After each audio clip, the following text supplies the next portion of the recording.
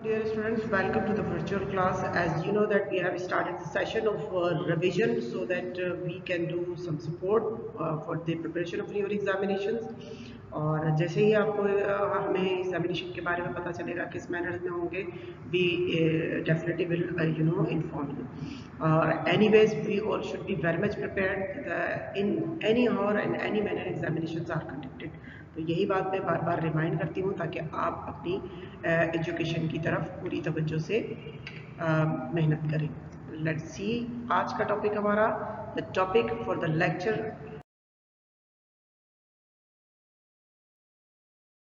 what I have selected here for is the world as I see it. The world as I see it, दुनिया मेरी नज़र में. देख लेते हैं ये कैसा टॉपिक है, किसका टॉपिक है, ये कैसा चैप्टर है. ठीक है, so let's start. First of all I'd like to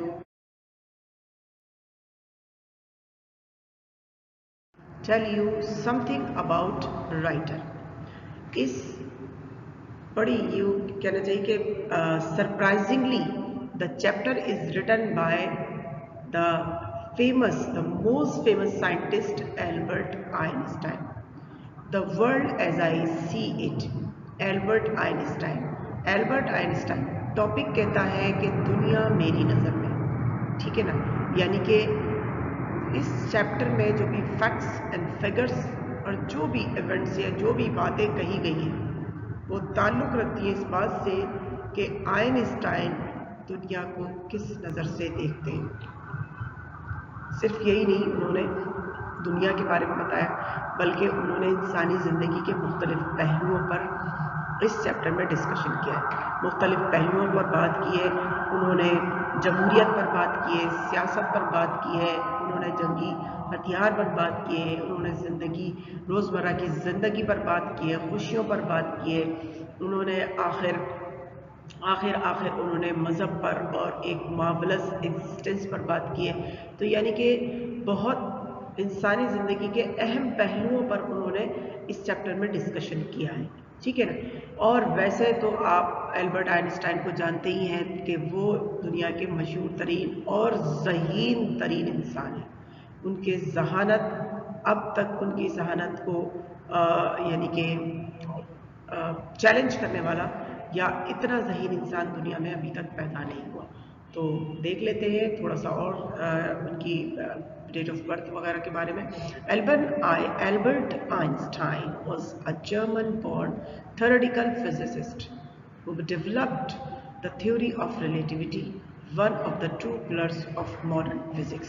जदीद फिजिक्स के जो दो पिलर्स हैं, one of two pillars, one में से दो पिलर्स हैं थ्योरी ऑफ रिलेटिविटी, वो इन्हीं की एल्बर्ट आइंस्टाइन की ही डिस्कवर्ड है. जर्मनी में ये पैदा हुए. थोड़ा सा और देख लेते हैं फिर मैं आपको और इनके बारे में बताती हूँ.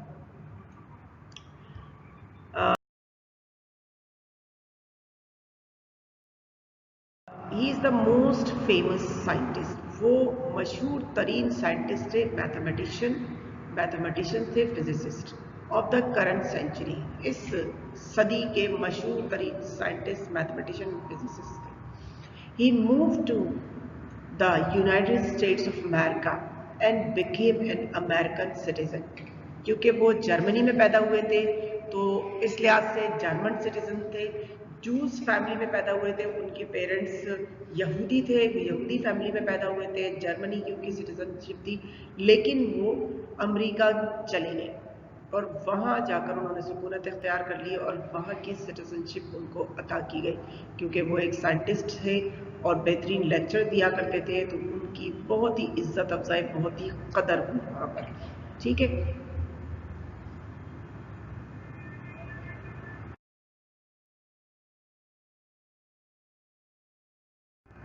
He contributed a lot to the field of science. Science के मैदान में उन्होंने बहुत काम किया. ठीक है। अगर आप और बारीकी से पढ़ेंगे तो इनके बारे में और मज़ीद बातें पता चलेंगी। बहरहाल हमारा चैप्टर है the world as I see it, इसलिए हम बस हाईलाइट कर रहे हैं, ठीक है। हमें अपने चैप्टर को कवर करना है, ठीक है। अगर आप इनके बारे में ज़्यादा इंटरेस्ट रखते हैं तो इनके बारे में मज़ीद मालूमात बहुत सारी बुक्स में मिल सकती है और नेट पर भी अवेलेबल है। His work was mostly based on reasoning and mathematics. उनका काम ज़्यादातर वजूहात पर और मैथमेटिक्स पर बेस करता था। उसकी बुनियाद मैथमेटिक्स और वजूहात पर थी। ये इंसान का साइंटिफिक एटीट्यूड ऑफ माइंड होता है जब वो मैथमेटिकल कैलकुलेशन पर बिलीव करता है और रीजनिंग पे बेस करता है। किसी भी नॉलेज को, किसी भी मालूमात को एज इट इज़ उठा के बिलीव नहीं कर लेना अनसाइंटिफिक एटीट्यूड होता है। लेकिन अगर उसको उसके रीज़न जाने जाए, उसको मैथमेटिकल कैलकुलेशन से जज किया जाए और उसकी प्रॉपर प्रोसीजर को फॉलो करके उसके रिजल्ट, उसके कंक्लूजन्स हासिल किए जाए, तो ये एक साइंटिफिक एटीट्यूड कंसीडर किया जाता है। He was the man who put forward the theory of relativity. ये वही शख्स है जिसने थ्योरी ऑफ रिलेटिविटी को आगे बढ़ाया। On account of his achievements in physics, he was awarded the Nobel Prize of Physics in 1940. उनकी फिजिक्स में उनके कारनामों की वजह से उन्हें 1941 में फिजिक्स का नोबेल प्राइज अता किया गया और ये उनकी ज़बरदस्त अचीवमेंट थी, उनका बेहतरीन कारनामा था। So let's continue to the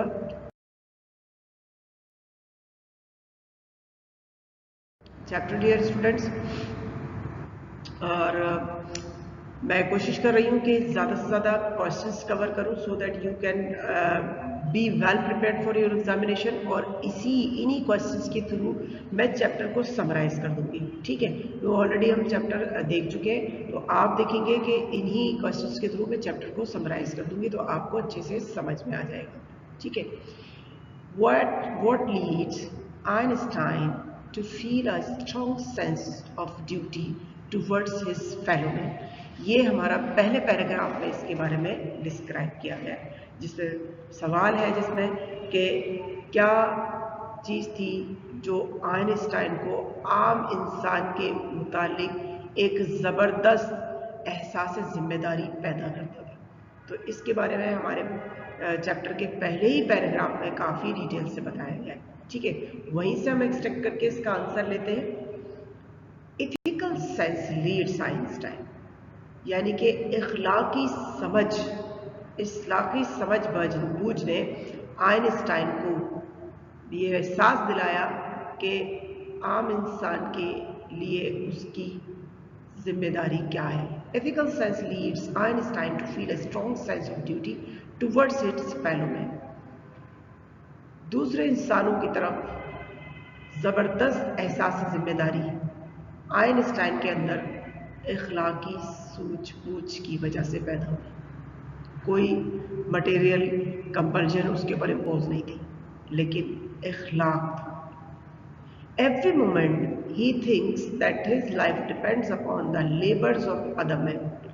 हर लम्हे वो ये सोचता था कि उसकी ज़िंदगी दूसरों की मेहनत पर मुनहसर है, यानी कि वो जो भी कुछ हासिल करता है, खाना पीना पहनना और आम ज़िंदगी की अगर बात करें, कोई चीज़ हासिल करना, ट्रैवल करना, तो ये दूसरों की मेहनत है। अगर वो ट्रैवल कर रहा है तो जिस व्हीकल को या एरोप्लेन को या ट्रेन को वो यूज़ कर रहे हैं, वो दूसरों ने बनाई है, दूसरों की मेहनत है। जो कपड़ा उन्होंने पहना है, ये दूसरों की मेहनत है। इसके लिए कपास उगाना, कपड़ा बनाना, इंडस्ट्री, जो खाना वो खाते हैं वो अनाज दूसरों ने उगाया। तो यानी कि एक इंसान की, जब वो अपने लिए सोचते हैं कि उनकी ज़िंदगी बेशुमार लोगों के एहसानों के सबब है, लिविंग और डेड। वो जिनका एहसान है, जिनकी मेहनत है, वो जिंदा है या मुर्दा भी है। यानी कि कुछ लोग तो मर गए होंगे, अपनी मेहनत करके मर गए होंगे, और हम और आप और जैसे कि आइंस्टाइन समझते हैं कि वो उनकी मेहनत से अभी तक फ़ायदा उठाए।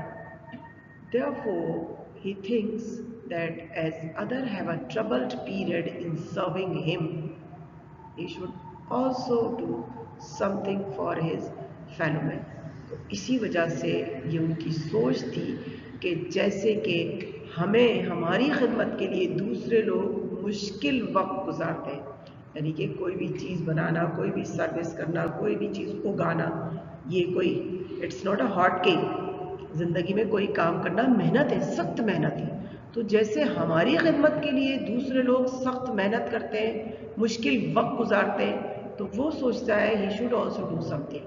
تو اسے بھی اپنے ساتھیوں کے لیے، فار ہز فیلو مین، اپنے ساتھیوں کے لیے بہت کچھ یا کچھ نہ کچھ کرنا چاہیے. یہ اس کا سینس آف رسپانسبلٹی ہے. The sense of responsibility brings fruitful, conclusive effect and keeps a person at the zenith of a success. احساس ذمہ داری ہی ایک کہنا چاہیے کہ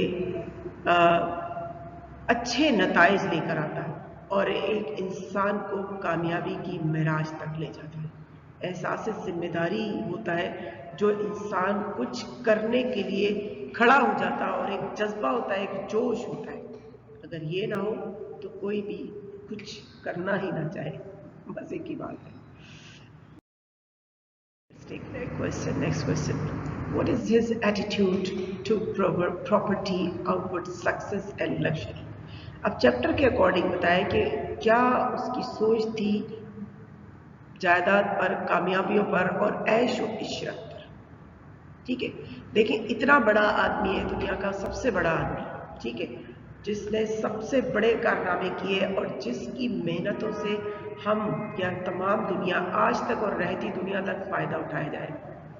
اس کی لگژری کے متعلق، جائیدادوں کے متعلق، کامیابیوں کے متعلق کیا سوچ ہے؟ According to Einstein, the property, outward success and luxury are the ordinary objects of human endeavor. Einstein کے مطابق جائیداد، عیش و عشرت انسانی جد و جہد کے معمولی مقاصد ہیں. یعنی کہ اگر انسان جائیدادوں کے لیے اور عیش و عشرت کے لیے جد و جہد کرتا ہے تو بالکل ہی معمولی بات ہے. انسان کی جد و جہد کا مرکز کچھ اور ہونا چاہیے. پہلے ہم اسے آگے دیکھ لیتے ہیں. And they have always seem to him the most کنٹمپٹیبل thing. اور اس نے ہمیشہ ان تمام چیزوں کو، پراپرٹی، لگژری، ان تمام چیزوں کو قابل نفرت چیزیں تصور کیا. وہ ان میں کبھی دلچسپی رکھتے ہی نہیں تھے، ان کو قابل نفرت سمجھتے تھے. In his opinion, people who look upon ease and happiness as ends in themselves. اس کی رائے میں، ان کی رائے میں، وہ لوگ جو خوشیوں پر اور آرام و آسائش پر، آسانیوں پر انحصار کرتے ہیں اور اسی پر اپنی زندگی ختم کر دیتے ہیں، the ideals، تو وہ کوئی کامیاب زندگی نہیں گزارے ہوتے. The ideals which inspired the author are truth, goodness and beauty. وہ خیالات جنہوں نے مصنف کو انسپائر کیا، جن کا ان پر اثر ہوا، وہ ہے حق، نیکی اور بیوٹی یعنی کہ نیچر. یہ تین خیالات ہیں جن سے وہ انفلوئنس ہوتے ہیں اور اپنی جد و جہد آگے بڑھاتے ہیں. Einstein was fundamentally the flower of virtuous and humble practicability in life. Einstein بنیادی طور پر ایک نیکی کرنے والے اور زندگی میں عمل کرنے والے انسان تھے. His feelings are based on nobility and spiritual generosity. ان کے احساسات کی بنیاد عظمت اور روحانی جنرسٹی، روحانی سخاوت پر ہے، روحانی سخاوت پر. یعنی کہ وہ لوگوں کے لیے بڑی ہمدردانہ سوچ رکھتے تھے اور بہت کچھ لوگوں کے لیے کرنا چاہتے تھے. ٹھیک ہے dear student, let's take next question. Right.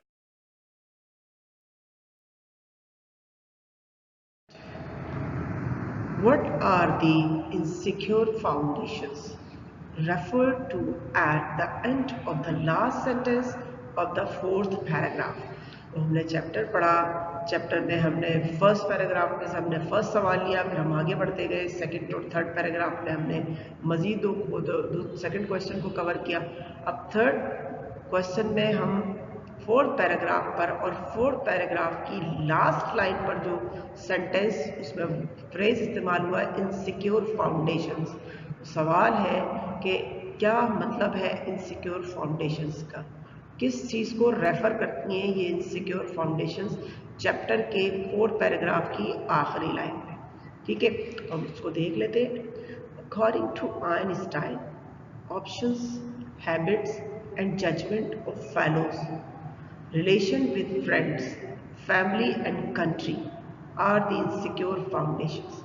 अब देखिए उनकी सोच के हिसाब से आदतें, दूसरों की आदतें, दूसरों की राय, दूसरों की सोच, दोस्तों के ताल्लुकात और ख़ानदान और ममालिक, ये गैर मुस्तहकम बुनियादें हैं। ठीक है ना, मतलब ये कि अगर इंसान इन चीज़ों से चिपका रहता है तो वो कुछ कर नहीं पाता। अगर इन बाउंड्रीज में रहता है, इंसान को इंसानियत के लिए खुलकर मेहनत करनी होती है। यानी कि अगर वो कुछ कर रहा है तो ये बाउंड्री नहीं है कि वो किसी एक के लिए, फैमिली के लिए या किसी अपने मुल्क के लिए, वो पूरी इंसानियत के लिए कर रहा है। उसका सेंस ऑफ रिस्पॉन्सिबिलिटी उसे पूरी इंसानियत के लिए कुछ करने की तरबियत देता है। He says he is free from such temptation to take his stand on those foundations। वो कहता है कि वो अपनी रुझानात इस तरह की बुनियादों पर, उसकी रुझानातों इस बात से पाक है कि वो इन तमाम बुनियादों पर उसका रुझान नहीं जाता, वो इनसे फ्री है, आज़ाद है। He believes in a broader outlook of life, और वो जिंदगी के बड़े नजरिए पर यकीन रखता है। And believes in love of all fellow man, और उसका अकीदा ये है कि तमाम इंसानों से मोहब्बत की जाए। सिर्फ अपने वतन, अपने लोगों से मोहब्बत नहीं है, दुनिया के तमाम इंसानों से मोहब्बत की जाए। तो ये एक बहुत बड़ी सोच है। दीन इस्लाम भी हमें इंसानियत का सबक देता है। तो ये जो उसकी सोच है ये भी इंसानियत वाली सोच है, तो बहुत अच्छी सोच है। I really appreciate. He believes in social justice, वो यकीन रखता है कि मुआशरती इंसाफ किया जाए, म्यूचुअल अंडरस्टैंडिंग, आपस में समझ रखी जाए, एक दूसरे को समझा जाए, एंड सिंपैथी, और हमदर्दी रखी जाए विद वंस फेलो क्रिएचर, दूसरे इंसानों के साथ, दूसरी मखलूक़ात के साथ। अब बात क्रिएचर का जब वर्ड इस्तेमाल हो गया तो बात सिर्फ इंसानों तक महदूद नहीं रहेगी, बात जानवरों, पौधों और अल्लाह ताला की तमाम मखलूक़ात की बात होगी। तो न सिर्फ ये कि हमदर्दी इंसानों से की जाए, बल्कि जानवरों से, पौधों से, और जितनी भी अल्लाह ताला की तख्लीक़ात हैं सब के साथ इंसान का बिहेवियर बेहतरीन होना चाहिए, हमदर्दाना होना चाहिए और अखलाक के दायरे में होना चाहिए। क्योंकि इंसान को अल्लाह ताला ने अशरफुल मखलूक़ात पैदा किए, तो इंसान को बहुत इख्तियारात दिए जो कि शायद दूसरी मखलूक़ात को नहीं है। तो उन इख्तियारात को हमदर्दाना तौर पर इस्तेमाल किया जाए, तमाम इंसानों की बेटरमेंट के लिए, तमाम मखलूक़ात की बेटरमेंट के लिए, ना सिर्फ ये कि जुल्म किया जाए दूसरी तख्लीक़ात को, अल्लाह ताला की दूसरी मखलूक़ात को परेशान किया जाए या इंसानों को भी ज़लील व ख्वार किया जाए। So let's take next question, dear student, question number 4.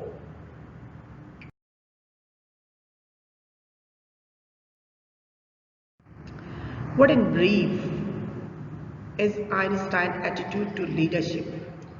Leadership की तरफ आइंस्टाइन का क्या एटीट्यूड है, ज़रा इसको वजाहत करें shortly.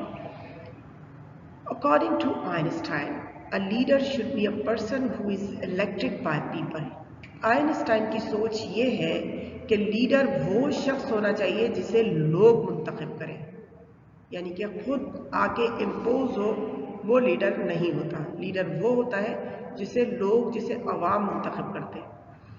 He is strong advocate of democracy, और वो जमहूरियत की बड़ी वकालत करता है। यानी कि आइंस्टाइन जमहूरियत को पसंद करते हैं और इसी को फेवर करते हैं। एंड हेट्स ऑटोक्रेसी, और خودکار حکومت جو اپنی بنائی ہوئی حکومت ہوتی جو امپوز کر دی جاتی ہے اس طرز حکومت سے آئنسٹائن کو نفرت ہے. He thinks that an autocratic system of coercion soon degenerates. اور وہ سمجھتا ہے کہ ایسا نظام جو زبردستی مسلط کیا جائے طاقت کا نظام ہے وہ جلد ہی تباہ ہو جاتا ہے. He believes in intelligent and skillful leadership. اور انہیں ایک ذہین اور ماہر لیڈرشپ پر ان کو یقین ہے, وہ اس پر بھروسہ کرتے ہیں. Who should do the thinking and directing and also bear the responsibility in case of failure. اور وہ یہ سمجھتے ہیں کہ اس میں اتنی صلاحیتیں ہونی چاہیے, اتنی قابلیت ہونی چاہیے کہ جو ذمہ داری کو صحیح طور سے سنبھال سکے اور اس کو صحیح سمت میں لے جا سکے کسی بھی ناکامی کی صورت میں بھی. یعنی کہ ناکامی کی سچویشن ہو اگر ملک میں, اگر سسٹم میں, تو وہاں پر بھی لیڈر کی یہ ذمہ داری ہے یہ کہ وہ سسٹم کو صحیح سمت کی طرف لے جا سکے.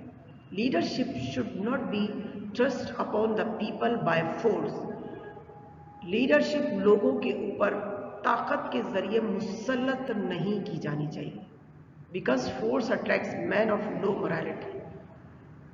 کیونکہ طاقت پست اخلاق والے لوگوں کو اٹریکٹ کرتی ہے, یعنی کہ جن کا اخلاق گرا ہوا ہوتا ہے, گھٹیا اخلاق ہوتا ہے, وہ طاقت کا استعمال کرتے ہیں. اور ہم اور آپ تو اس بات کو اچھے سے جانتے ہی, ٹھیک ہے نا. زبردستی کا کرنا, لوگوں کی مرضی اور دل شامل نہ ہو, ایسی تو اللہ تعالیٰ عبادت بھی پسند نہیں کرتا.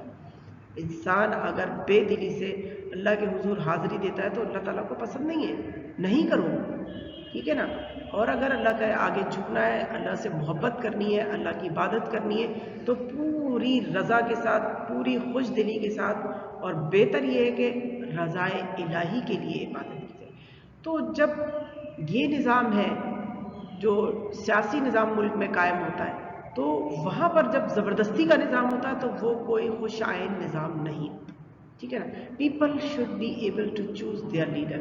اور لوگ اس قابل ہونے چاہیے کہ وہ اپنے لیڈر کو, اپنے رہنما کو منتخب کر سکیں. یہ بھی بڑی کام کی بات ہے, کیونکہ لوگوں میں اتنی سوچ ڈیولپ کر دینی چاہیے یا ہونی چاہیے کہ وہ سمجھ سکیں کہ کون ان کا لیڈر ہو سکتا ہے اور کیسا ان کا لیڈر ہونا چاہیے. ورنہ اندھوں کی طرح الیکٹ کر لینے سے لیڈر سلیکٹ نہیں ہوتے, بلکہ پھر کس طرح کے لوگ آتے ہیں, اسکاؤنڈرنٹ سارٹ آف لوگ حکومت میں آ جاتے ہیں, جب تو نظام کی تباہی ہو جاتی ہے اور جمہوریت کے نام پہ جہالت کا مظاہرہ ہوتا ہے, ٹھیک ہے. تو صحیح طریقے سے لوگوں کے اندر بھی قابلیت ہونی چاہیے کہ وہ اپنے لیڈر کو منتخب کر سکیں, ٹھیک ہے. Let's take question number 5 my dear students.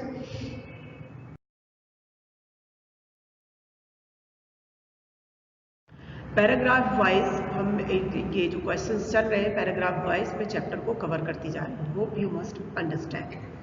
On what ground does Einstein put the individual before the state?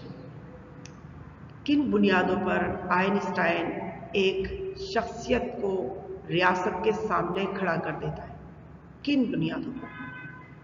For the sake of putting individual before state, کسی کو ریاست کے سامنے کھڑا کرنے کے لیے he presents two methods of governance. وہ حکومت کے 2 طریقوں کو پیش کرتے ہیں, ڈیموکریسی اینڈ آٹوکریسی. ایک طریقہ کار ہے جمہوریت کا اور دوسرا طریقہ کار ہے زبردستی کا نظام. He thinks that democratic system of government is stable while autocracy soon degenerates. اور وہ یہ خیال کرتے ہیں, وہ یہ سوچتے ہیں کہ جمہوری نظام حکومت مضبوط ہوتا ہے, جبکہ زبردستی کا نظام, خود سے بنائی ہوئی اپنی زبردستی کی حکومت جلد ہی تباہ ہو جاتی ہے. According to Einstein, democratic system is more fruitful than autocratic. اور آئنسٹائن کے مطابق جمہوری نظام زیادہ فائدہ مند ہوتا ہے بجائے زبردستی مسلط کیے جانے والے نظام کے, ٹھیک ہے. Let's take next question, my dear students. Question number 6.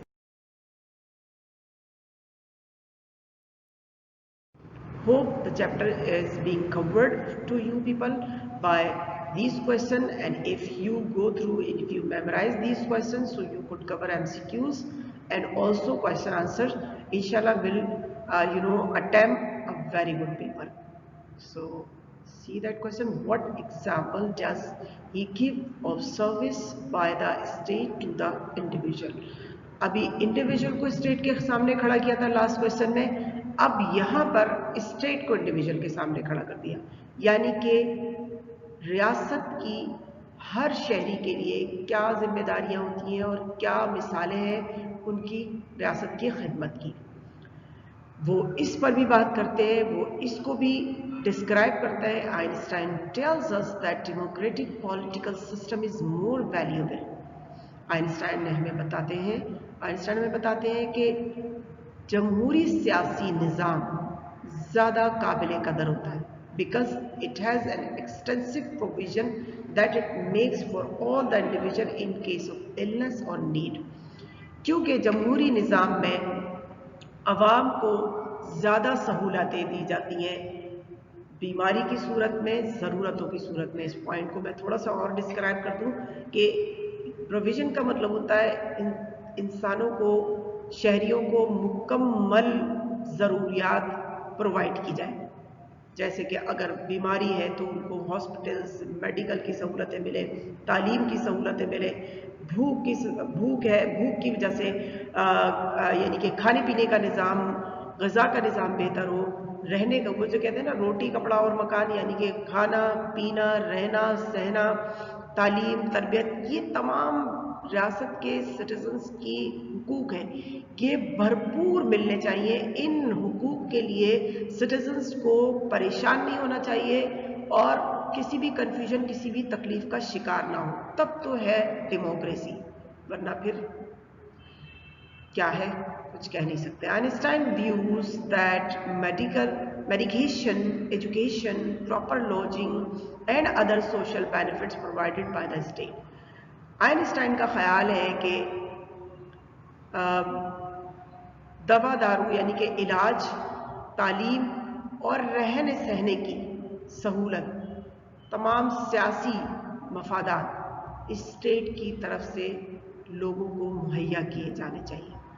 It is always appreciated in the system elsewhere in the world. अच्छा, ये इसकी हमेशा पजीराई हुई है सिस्टम में और दुनिया में हर जगह, बस इसको समझ लेने की देर है।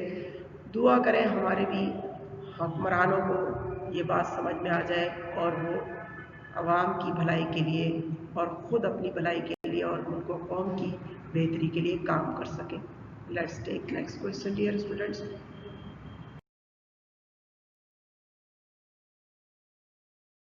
Question number 7, what is his attitude to war? जंग के बारे में उनका क्या एटीट्यूड है? He totally dislikes war because it is contemptible thing. वो पूरी तरह से जंग को पसंद नहीं करते, बल्कि वो सोचते हैं कि ये काबिल नफरत चीज़ है। To justify his opinion, he says he would like to be hacked in pieces than being the part of this abominable business. वो अपनी राय को जस्टिफाई करने के लिए कहते हैं कि वो टुकड़ों में कट जाना पसंद करेंगे बजाय इस काबिल नफरत काम का हिस्सा बने। He thinks war to be a horrifying monster.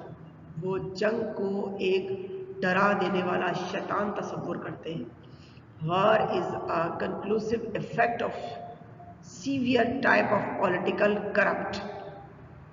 वो जंग नतीजा होती है खतरनाक सियासी करप्शन का। He thinks war to be a very scornful and humiliating. वो समझते हैं कि जंग बहुत ही नफरत अंगेज और जिल्लत आमेज चीज़ है। आप भी समझते होंगे, जंग के बारे में पढ़ें, इसकी तबाहकारियों के बारे में पढ़ें, इंसानियत की तजलील, इंसानियत का खात्मा, बहुत ही दुनिया की सबसे ख़तरनाक तरीन चीज़ जंग ही है। अल्लाह ताला हम सबको महफूज रखे। Yes, question number 8. My dear students, what forces does he blame for the persistence of war?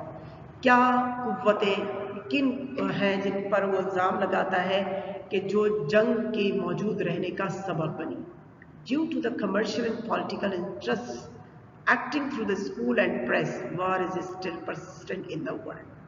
अब देखिए, बहुत ही स्ट्रेट फॉरवर्ड, बहुत ही साफ लहजे में ये बात कह दी कि कुछ तिजारती मकासद, सियासी मफादात की वजह से जंग अभी तक दुनिया में मुसल्लत है और इनके इदारे हैं प्रेस और स्कूल जिन्हें यूज़ किया जाता है.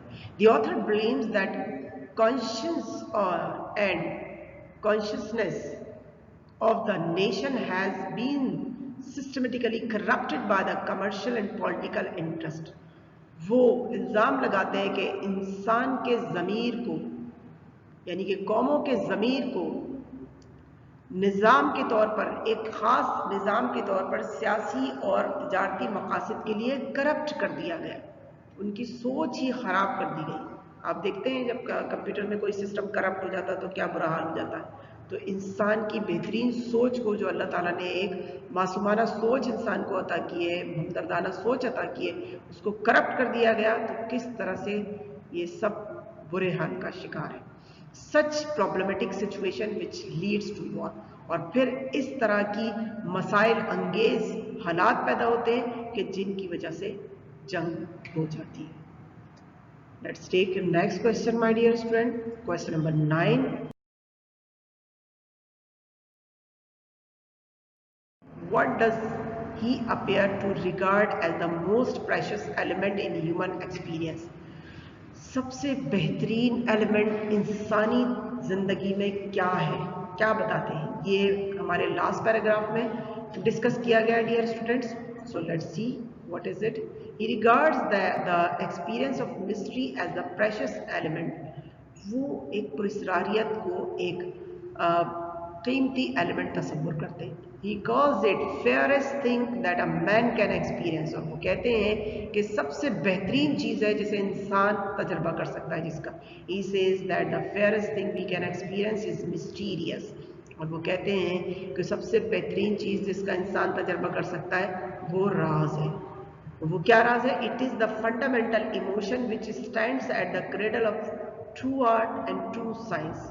और ये वो बुनियादी जज्बा है जो सच्चे फन और सच्चे इल्म पर खड़ा है. He who knows it not and can no longer wonder, no longer feel amazement, as good as dead, a snuffed out candle. और वो कहते हैं वो जो इसे नहीं जानता, नहीं उसको समझ में आता, ना ही उसको कोई मज़ा है, ना कोई हैरत है, और वो इस तरह है जिस तरह से मुर्दा, जैसे कि एक बुझी हुई मोमबत्ती. आखिरी लफ्ज़ में, आखिरी सेंटेंस में आपको पता चलेगा कि वो क्या है. It was the experience of mystery that engendered religion. और ये वो राज का तजर्बा ही है जिसने मज़हब को जन्म दिया. ये इंडिकेट किया जा रहा है अल्लाह ताला की ज़ात पर. जाहिर सी बात है कि अल्लाह ताला ने ही हमें तहजीब बताई, हमें दीन सिखाया, ठीक है, और उसी की तरफ हम अपने रिलीजन को और अपनी सोच को टेंड करते हैं. Thank you very much dear students. Hope you are doing well and दुआ है may you have success with flying colors. अल्लाह ताला आपको कामयाब और कामरान करे. Now it's time to say goodbye. ठीक है, अल्लाह हाफिज़. Take good care of you और एग्ज़ाम की तैयारी रखिएगा.